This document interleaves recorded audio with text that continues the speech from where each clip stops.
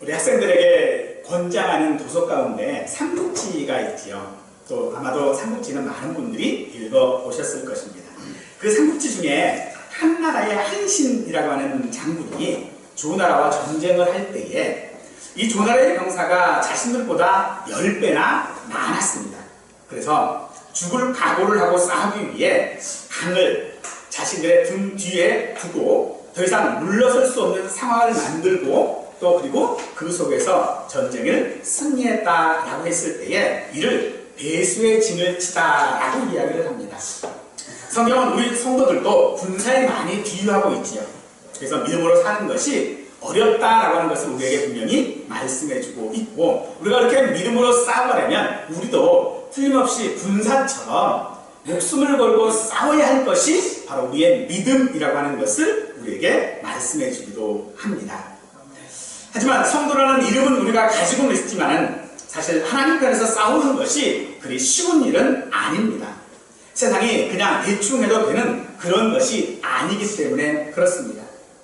오늘 이야기는 태어나면서부터 나실인으로 구별되기는 했지만 한 번도 나실인으로 구별된 삶을 살지 못했던 삼손에 대한 것이고, 또 성도라는 이름은 가졌지만은 한 번도 세상을 정복하거나 이기지 못한 우리들의 이야기이기도 합니다.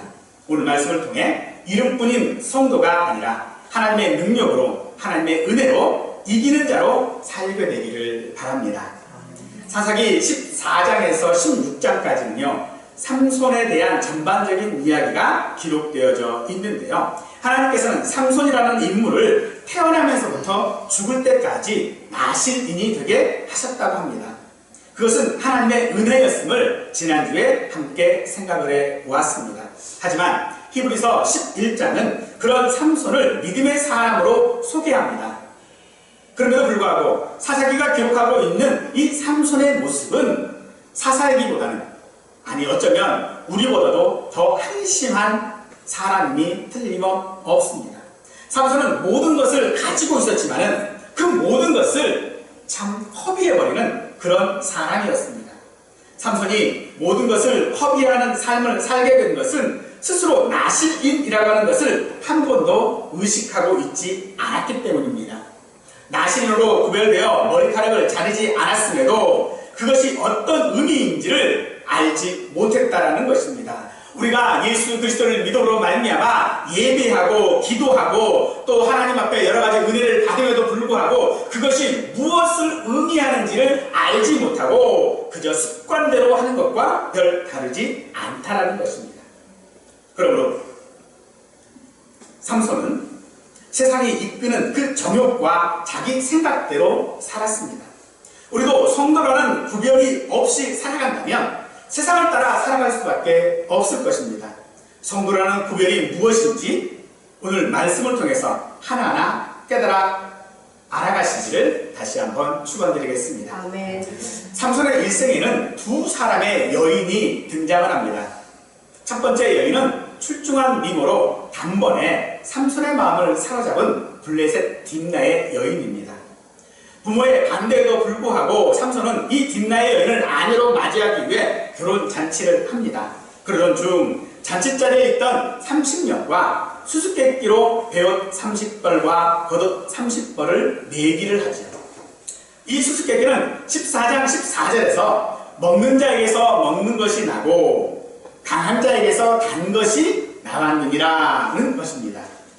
이 수수께끼는 삼손이 결혼 준비를 하는 과정에 딥나로 내려가는 길에 사자를 만났는데 그 사자를 마치 종이짝 찢는 것처럼 그 사자를 찢어서 죽였습니다. 그리고 다시 그 길로 내려가다가 지난 그때에 자기가 찢어 죽인 그 사자의 주검에 벌떼와 꿀이 있는 것을 발견하고 그것을 먹은 일을 생각하여 비롯된 수수께끼입니다. 그러나 그것은 말이 사실 안 되는 것입니다. 있을 수 없는 일이지요. 때문에 아버지께 자기의 아버지에게도 그 일을 말하지 않았습니다.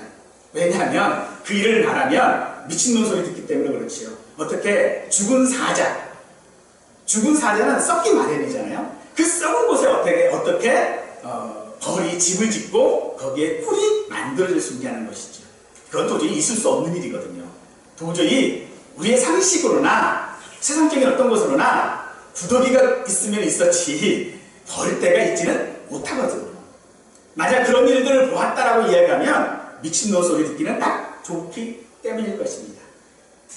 오늘 우리도 우리에게도 그런 일들이 많죠. 왜 예수를 믿느냐라고 누군가가 물어보면 그 이유에 대해 우리가 무슨 것을 설명을 하면은요, 미친놈 소리 듣기 딱 좋습니다. 무슨 그런 이유로 예수를 믿느냐라고 할 수도 있겠죠. 때문에 이 수수께끼를 풀 수 없었던 사람들은요, 이 딥나의 여인 삼손의 아내에게 가족을 다 죽이겠다는 위협을 해서 그 답을 얻어냅니다. 이 사실에 화가 난 삼손은요, 아스글론에 내려가서 이 블레셋 사람들 30명을 죽이고 노래 앞에서 베옷 30벌과 겉옷 30벌을 그 집에 있던 30명들에게 나누어주고, 그리고 화가 나서 그냥 집으로 돌아가 버립니다. 이에 이 딥나 여인의 아버지, 즉 삼손의 장인은 이 삼손이 자기 딸의 마음에 안 들었나 보다 라고 생각을 해서 다른 데 시집 보내버립니다. 그러고 나서 얼마 있다가 이 삼손이 다시 자기 염소 새끼 하나를 딱 목에다 메고 다시 찾아와서 아내를 달라고 그러죠. 그런데 이미 아내는 다른 곳에 시집 가버리고 없지요. 이에 이 화가 난 삼손은요, 여우 300마리를 잡아다가 2마리씩 꼬리를 묶어놓고 그 꼬리 사이에다가 횃불을 달아놓고 들녘에다 그냥 풀어놔버렸습니다. 그러니 이 여우들이 꼬리에 묶여져 있죠. 꼬리에는 불이 달려있죠. 그러니까 어떻게 하겠어요? 이리 뜨고 저리 뜨고 난리를 치겠죠. 그래서 아직 이제 추수때가 다 되어져서 농사가 다 된 이 블레셋 땅의 밭과 산 임야들을 다 불태워버렸습니다. 도대체 누가 이러냐? 라고 보니까 삼손이 그랬거든요. 아니, 삼손이 뭐 때문에 이러냐? 그랬더니 딥나의 이 장인이 그 아내를 다른 곳에 시집 보내서 이 삼손이 화가 나서 그랬다 그러니까는 이 블레셋 사람들이 딥나로 와서 이 딥나의 여인과 그의 장인을 집에 가둬놓고 불태워버립니다. 그 사실을 삼손이 들었죠.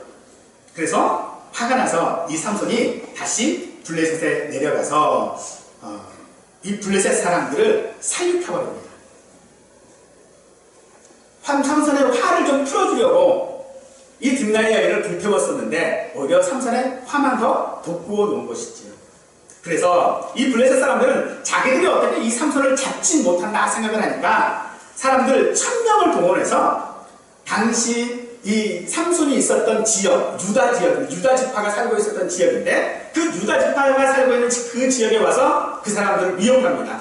야, 너희가 삼손을 잡아주지 않으면 우리가 너희를 다 멸하겠다 라고 위협을 하지요. 유다 사람들은 이에 3000명을 동원해서 이 삼손을 잡으러 갑니다. 그러나 삼손과 이 유다 사람들은 같은 동족이기 때문에 싸울 수 없거든요. 그래서 삼손이 너희가 나를 해치지 않는다면 내가 조용히 잡혀가겠다 라고 말을 하고 잡혀갑니다. 블레셋 사람들은 생각해 보십시다. 블레셋 사람들이 올라온 사람들은 몇 명이에요? 1000명이에요.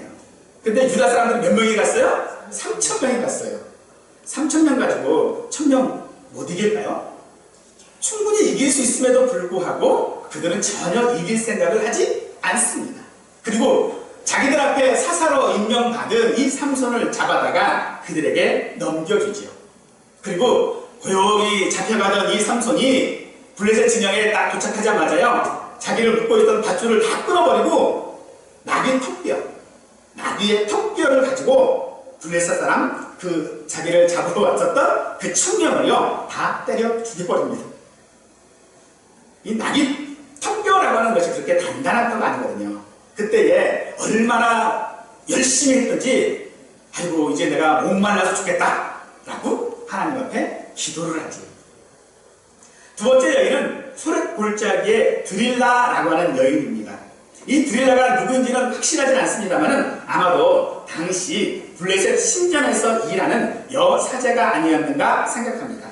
삼손이 이 드릴라에게 빠졌다라고 하는 이야기를 들은 이 블레셋의 방백들이 삼손의 힘의 비밀을 알아내고자 은전 1100개를 각각 주겠다고 드릴라에게 제안을 하죠. 당시 블레셋에는 5지역으로 나누어진 방백들이 있었습니다. 그렇다면 각각 은 1,100개를 주겠다라고 했으니까 총 합치면 은전이 5,500개 정도가 되겠죠. 근데 이 은전 5,500개면요 얼마 정도 되느냐? 얼마 정도가 될까요? 그냥 우리말로 쉽게 얘기를 하면 아마 이 정도 될 거예요. 각각 100억씩 주겠다. 우리가 각각 100억씩 주겠다? 그럼 500억이죠. 즉 우리가 상상할 수 없는, 당시로서는 상상할 수 없는 금액이라는 겁니다. 그러니 들릴라가 삼손을 유혹하지 않을 수 없었겠지요. 하지만 삼손을 그렇게 유혹했음에도 불구하고 삼손은요 3번씩이나 거짓말을 하죠. 예. 그리고 나서 결국은 당신이 나를 사랑한다면 어떻게 나에게 이렇게 거짓말을 할 수 있느냐라고 하다가 결국 삼손의 힘의 근원이 머리카락에서 비롯되었다라고 하는 것을 알게 되었고, 결국 삼손은 잡혀서 눈이 뽑히고 나귀를 대신하여 맷돈을 돌리는 신세가 되었고, 블레셋 사람들이 축하하며 다곤 신전에서 잔치할 때에 집을 바치는 두 기둥 사이에 서서 하나님께 기도하고 그 기둥을 무너뜨림으로써 남녀 3,000명을 자기와 함께 죽었습니다. 삼손의 생애는 꼭 사사가 아니더라도 한편의 드라마를 보자면 참으로 대단한 드라마, 문학작품이 되어질 수 있을지는 몰라도 그 삼손 한 사람, 사사요 나심으로 구별된 삼손을 본다면 그의 삶은요 참 한심하기 짝이 없는 삶입니다. 그런 인생은요 그가 냈던 수수께끼처럼 있을 수 없는 일이라는 것이죠. 마치 그는 믿는 사람이라고 이야기를 하면서도 믿는 사람으로서는 도저히 살아갈 수 없는 일들을 다 하고 있는 거예요. 예수 믿는다고 그러면서요 하고 싶은 세상 사람들이 하는 모든 일들 가운데 추악한 일은 다 하고 있는 겁니다. 그러면서도요 늘 당당하게 나는 예수 믿는다, 나는 교회 다닌다 라고 말하고 있는 거죠. 그런 인생을 본다면 누군들, 아니 예수 믿지 않는 사람일지라도 저런 한심한이라고 혀를 차고 말 것입니다. 우리의 인생도 결코 삼손보다 낫다고 단언할 수는 없을 것입니다. 너는 행복한 사람이로다. 여호와의 구원을 너같이 받은 백성이 누구냐라고 우리에게 선언하였지만 그 사실을 설명할 방법이 사실 우리에게는 없습니다. 예수를 믿는다는 것도 세상에 설명할 수 없는 것이 우리들입니다. 왜냐하면 세상보다 우리가 나은 것이 없습니다. 세상보다 잘하는 것도 없습니다. 그럼에도요 우리의 믿음은 사실입니다. 구주가 되시는 예수님께서 우리를 위해 죽으신 것이 사실이지만 사실 그것을 설명할 방법이 우리에게는 없습니다. 우리를 구원하시기 위해서 오신 구세주를 우리가 십자가에 죽였지만은 그것 때문에 우리가 구원받았다라고 하는 것은 사실 말이 안 되는 일이거든요. 내가 예수 그리스도를 믿는다라고 하는 것은 사실이기는 하지만 그것을 다른 사람들에게 설명을 하려면 설명할 수 없는 것이 우리 인생이고, 그렇기에 결코 삼손보다 더 나은 인생이 아니라는 것입니다. 고린도전서 1장에서는요 하나님의 지혜에 있어서는 이 세상이 자기 지혜로 하나님을 알지 못하므로 하나님께서 전도에 미련한 것으로 믿는 자들을 구원하시기를 기뻐하셨다라고 합니다. 여기서 미련하다라고 하는 것은요 말이 안 된다라고 하는 말입니다. 즉 하나님께서 나로 믿는 자가 되게 하신 것은, 나로 성도가 되게 하신 것은요 이게 말이 안 되는 일이라는 거예요. 이거를 어떻게 설명할 방법이 없다라는 것입니다. 우리가 받은 이 구원을 논리적으로 설명할 수 없다라는 것입니다. 하지만 내가 믿는 것은요 사실입니다. 예수님께서 나를 위하여 십자가에 죽으신 것 역시도 사실입니다. 그것을 어떻게 증명할 수 있습니까? 나 자신밖에는 그것을 증명할 방법이 없는 것입니다. 삼손의 이야기가 성경에 쓰여진 것도 그 사실을 증명하는 것입니다. 히브리서 11장에 삼손을 믿음의 사람이라고 기록하는 것도 그 이유 때문입니다. 우리가 예수님을 믿는 것은 사실이고 분명한 것입니다. 그러나 그 이후에 우리의 삶은 삼손과도 같은 그런 삶입니다. 복음을 알고도 예수 그리스도의 그 은혜를 알고도 우리는 한심하게 살아가고 있는, 믿음대로 살아가고 있지 못한 그런 모습이라는 것입니다. 우리의 삶의 모습이 어쩌면 크게 두드러지지는 않는다 할지라도 삼손과는 결코 방불할 것입니다. 그런데 그런 우리 인생을 구원하신다는 것을 우리가 어떻게 설명할 수 있습니까? 이것은 어떤 의미로든 말이 안 되는 것이 우리 인생이라는 것입니다. 내가 예수 그리스도를 어떻게 믿을 수 있었던가, 이건 말로 설명할 수 없는, 아니 말이 안 되는 일이라는 것입니다. 나와 같은 죄인을 하나님께서 어떻게 구원하셨는가, 이는 말이 안 되는 일이라는 것입니다.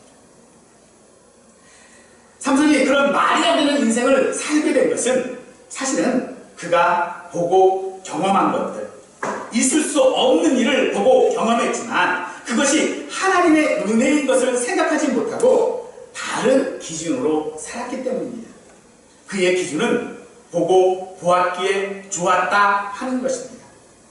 성경은 삼손이 블레셋 사람의 딸 중에서 한 여자를 보고 한 여자를 보았사오니 내가 그 여자를 좋아하오니 그 여자가 삼손의 물을 들었더라, 이렇게 이야기하고 있습니다. 즉 그는 자기가 보고 경험한 모든 것들이 하나님의 은혜였던 것들을 생각하지 못하고 그저 자기 복에 눈에 좋은 대로 행하였던 것입니다. 자기가 좋은 대로 생각하는 의미대로 생각하고 그 본성대로 살았다라고 하는 것입니다. 그런 삼손은 사사이고 나시린입니다. 세상을 이기지 못하고 세상이 이끄는 대로 살아가는 우리도 하나님을 믿는, 예수님을 믿는 믿음으로 사는 성도들입니다. 성령을 받아 충만한 은혜를 경험도 했고요, 뜨거운 마음으로 복음을 전하기도 했었고요, 때로는 눈물 콧물 흘려가면서 기도하고 응답받기도 했던 바로 성도입니다. 그런 우리도 세상을 보고 살아갈 수밖에 없는 것, 그것을 삼손을 통해 우리에게 말씀하고 있는 것이죠. 즉 내가 경험했던 모든 것들, 하나님의 은혜를 받았던 그 모든 것들이 내가 보는 그 세상, 나의 모든 것에 아무런 영향을 주지 않았던 것이죠. 예수님을 믿어도 낙심할 수 있고요, 예수님을 믿어도 욕심과 정욕대로 살아갈 수 있고요, 온갖 부정과 부패를 당연한 것처럼 살아갈 수 있다라고 하는 것을 삼손을 통해서 보여주신 것입니다. 그런데요, 그래서 우리가 구원받지 못했습니까? 성경은 우리가 아직 죄인 되었을 때에 그리스도께서 우리를 위하여 죽으심으로 하나님께서 우리에 대한 자기의 사랑을 확증하셨다라고 하십니다. 예수님께서 우리의 믿음을 보고 오신 것이 아니라는 것입니다. 예수님께서 우리의 온갖 부정과 부패, 욕심과 정욕대로 살아가는 우리들, 낙심하여 실망하고 있는 우리들을 보시고 오신 것이 아니라 우리가 죄인 되기 이전에 우리에게 오셨다라고 말씀하고 계십니다. 우리가 예수 그리스도를 믿기 이전에 우리에게 믿음을 주신 것이다라고 말씀하고 있는 것입니다.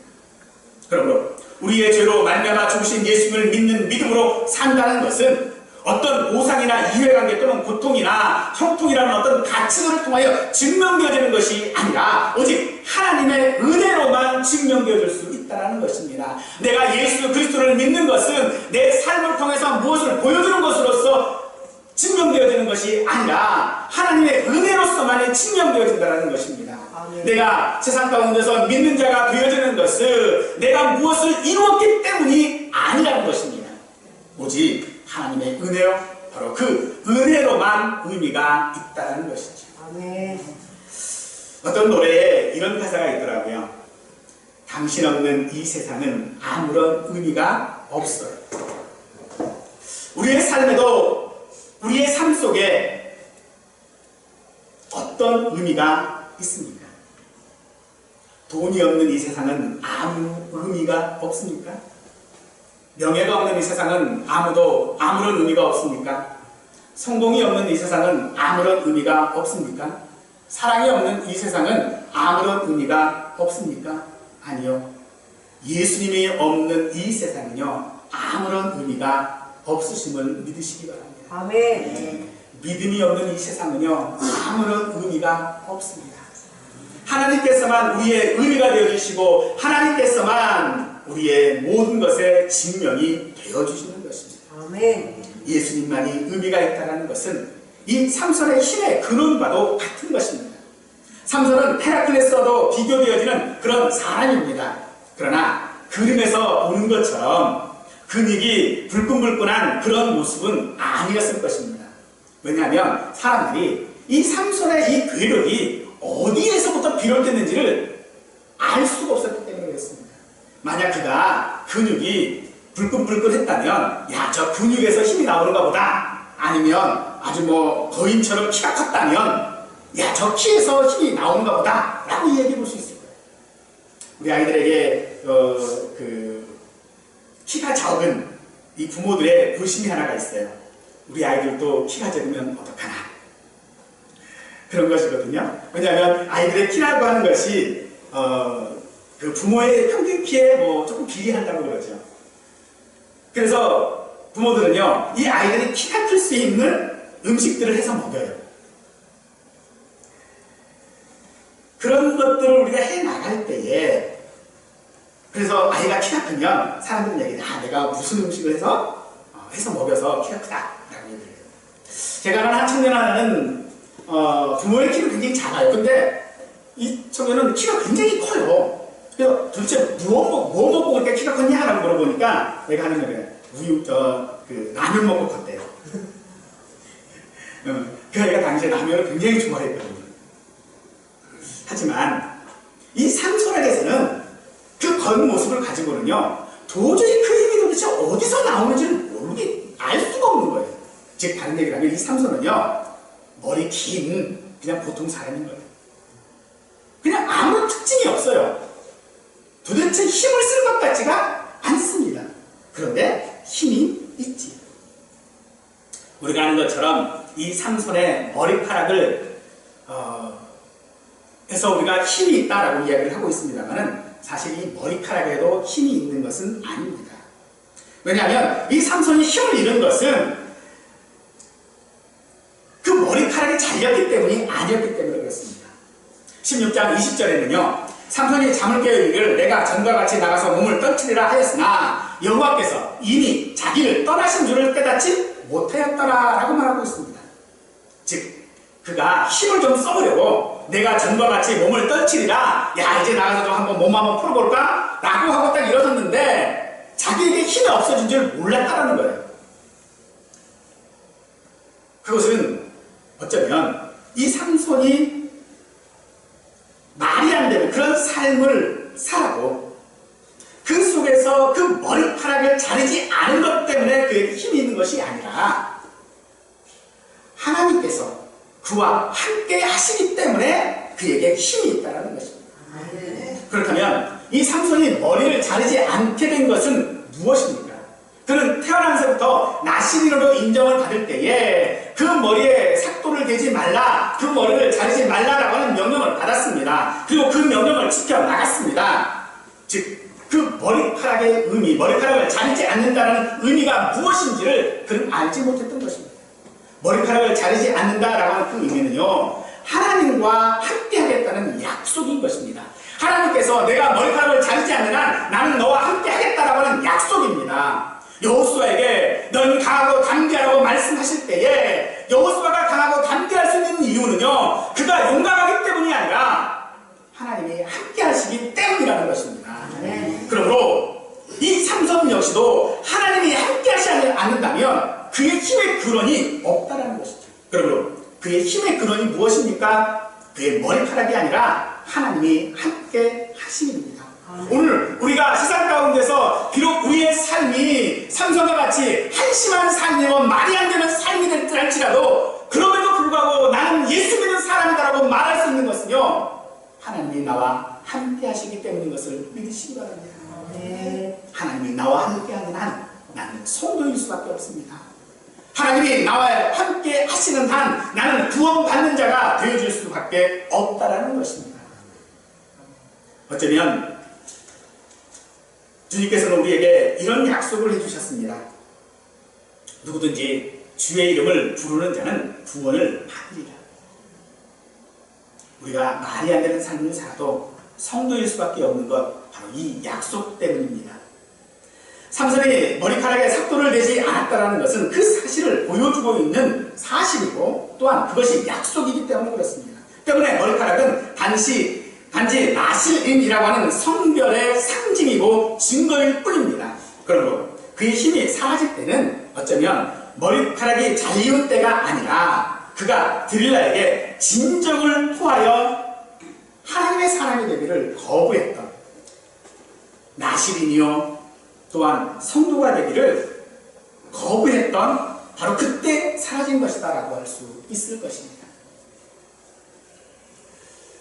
성경에 보면 에서와 야곱 이야기가 나오죠. 에서와 야곱 이야기의 가장 핵심이 되어지는 것은요, 이 에서가 장자의 명분을 가볍게 여겼다는 것입니다. 반면에 야곱은 장자의 명분을 가장 중한 것으로 여겼지요. 그 두 개의 차이가 무엇일까요? 결국 야곱은 장자가 되었습니다. 에서는 장자였음에도 장자의 모든 권리를 빼앗겨버리고 말았죠. 하지만 그렇다고 해서 에서가 모든 것을 다 빼앗겼냐 그건 아니에요. 겉으로는, 외형적으로는 장자의 명분을 그대로 다 가지고 있습니다. 왜요? 아버지의 그 모든 유산을 다 에서가 가져갔잖아요. 오늘 우리에게도 하나님이 나와 함께 하시겠다라고 하는 그 약속이 내게 있지 않으면 오늘 우리도 겉모습으로는 성도일 수 있으나 성도의 진을 잃어버리고 말 것입니다. 그렇다면 우리 성도라고 하는 이 약속, 너는 내 자녀야라고 하는 그 약속을 하나님께서 하실 때에 삼손에게는 머리카락을 통하여서 그 약속을 하셨다면 오늘 우리에게는 무엇을 통하여 그 약속을 하고 계실까요? 바로 예배라고 할 수 있을 것입니다. 하나님께서 이스라엘 백성과 함께 하겠다는 상징으로 성막을 만들게 하셨고 그곳에서 만나시겠다고 약속하셨습니다. 그곳을 우리는 시은좌라고 말합니다. 바로 은혜를 베푸는 자리라고 하는 그런 뜻입니다.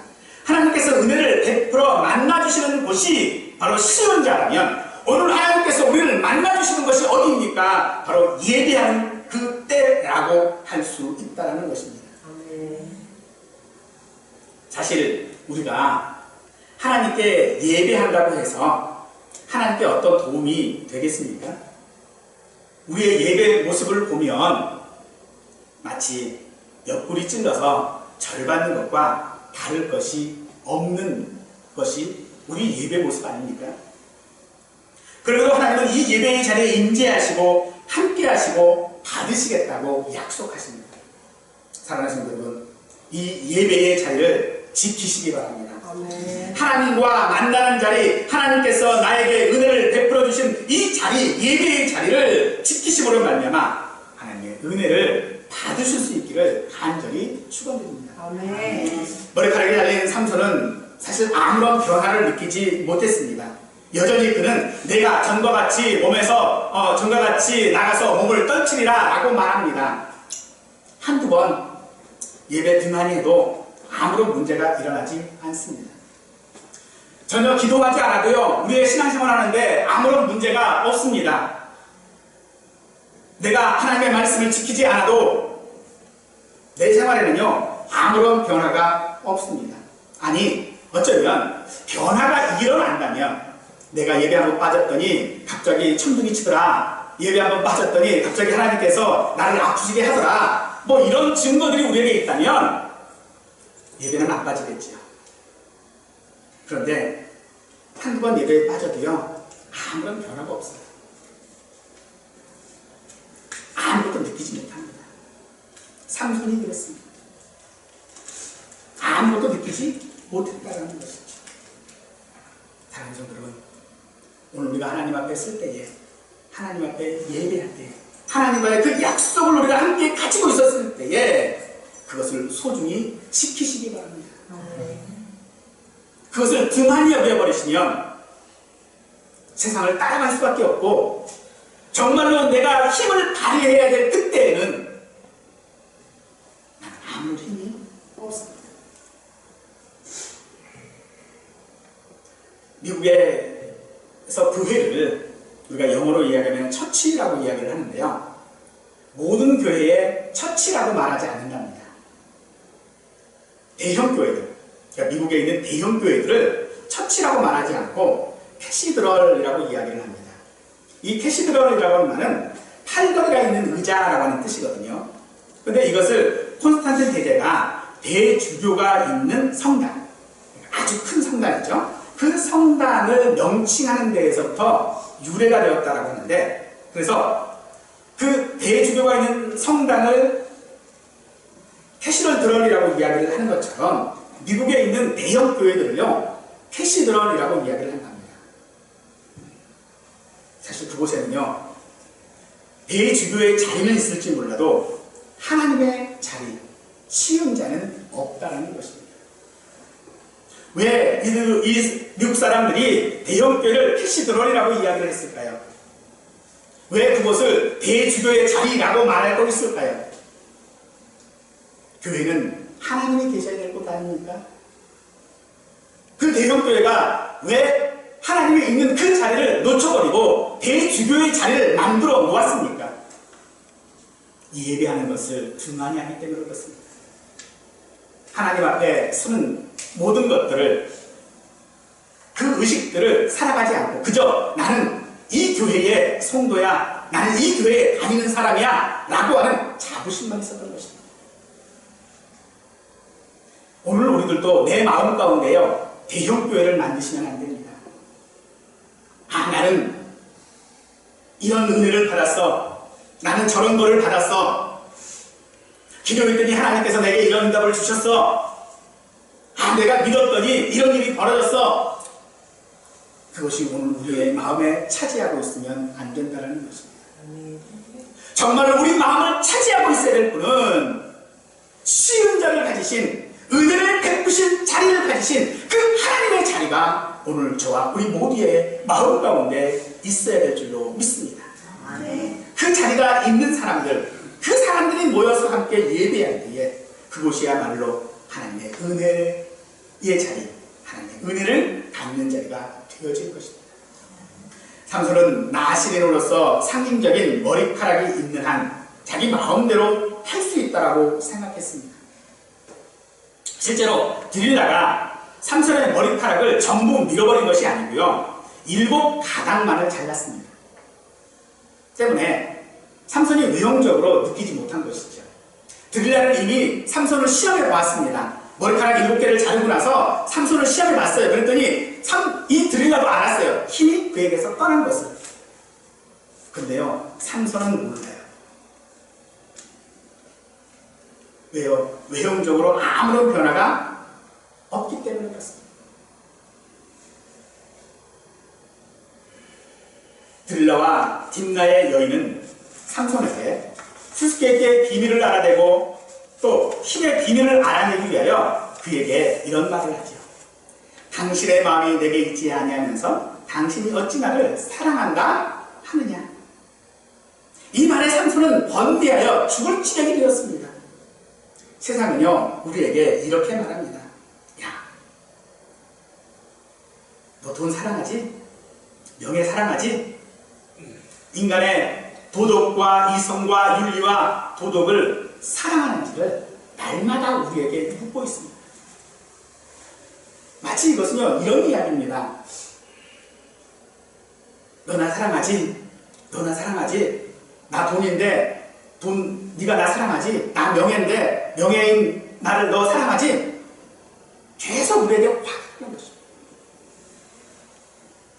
그래서 우리가 성도인 것을, 나시린인 것을 잊어버리게 만드는 것입니다. 아니, 그것을 생각하지도 못하게 만드는 것이라는 것입니다. 세상은 이렇게 우리에게 사랑이라고 하는 이름으로 우리에게 다가오습니다. 그 이름으로다가 우리로 성도라는 이름만 있는 존재로 아무런 의미가 없는 믿음을 가진 것으로 만족하게 함으로 결국은 죽게 만든다는 것입니다. 바울의 편지에 보면 자주 등장하는 데마라고 하는 사람이 있습니다. 바울은 그 데마를 자신들의 많은 편지에서 동역자라고 불렀습니다. 그런데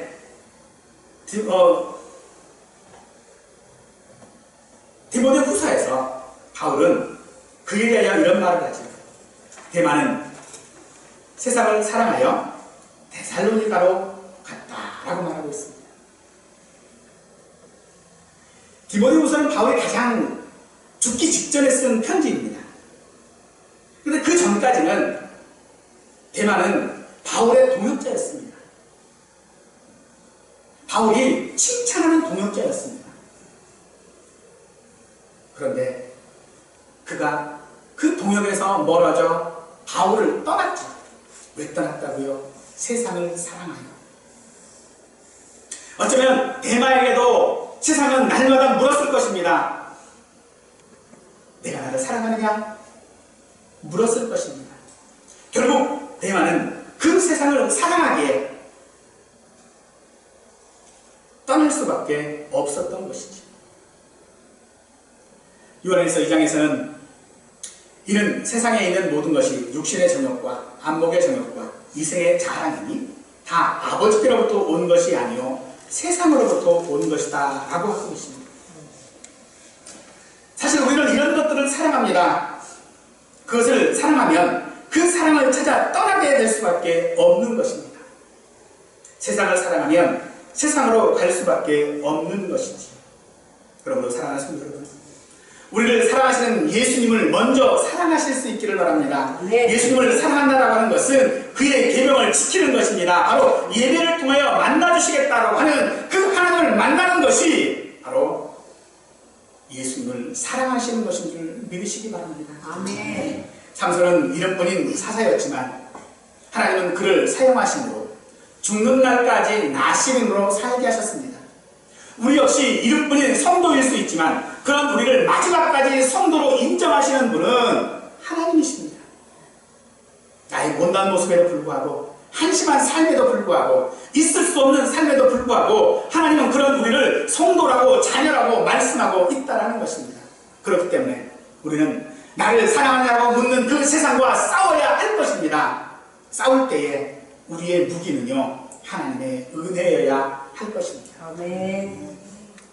고린도후서 10장 4절 말씀에 우리의 싸우는 무기는 육신에 속한 것이 아니요 오직 어떤 견고한 진도 무너뜨리는 하나님의 능력이라고 했습니다. 그리고 계속해서 그 하나님의 능력이 무엇인지를 우리에게 말할 때에 모든 이론을 무너뜨리며 하나님 아는 것을 대적하여 높아진 것을 다 무너뜨리고 모든 생각을 사로잡아 그리스도에게 복종하게 하겠다라고 말씀하고 계십니다. 아멘.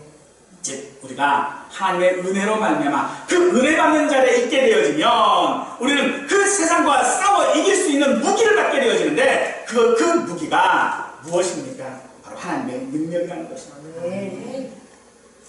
세상은 우리에게 사랑한다면 사랑하느냐고 우리에게 속삭이고 하나님의 약속을 믿고 지키며 성도로 살아가려고 하는 우리에게 한신처럼 한신의 그 병법처럼 배수의 진이 우리에게 필요하다고 말하고 있는 것입니다. 우리는 더 이상 세상에서 물러날 곳이 없습니다. 우리는 더 이상 우리 인생에서 더 이상 나빠질래야 나빠질 수가 없는 상태라는 것입니다. 그러기에 이제는 우리에게 배수의 진이 필요합니다. 그 배수의 진은 내 힘으로 말미암아 내 각오로 말미암아 되어지는 것이 아니라 하나님의 능력이요 하나님의 사랑만으로 되어지는 것이다라는 것입니다. 그러므로 오늘 내가 하나님의 성도가 되어지는 것은 내가 오늘 구원받은 하나님의 자녀가 되어지는 것은 하나님의 능력을 힘입어서 구별된 성도로 살아가는 것이 아니라 오직 하나님의 은혜 때문이라는 것입니다.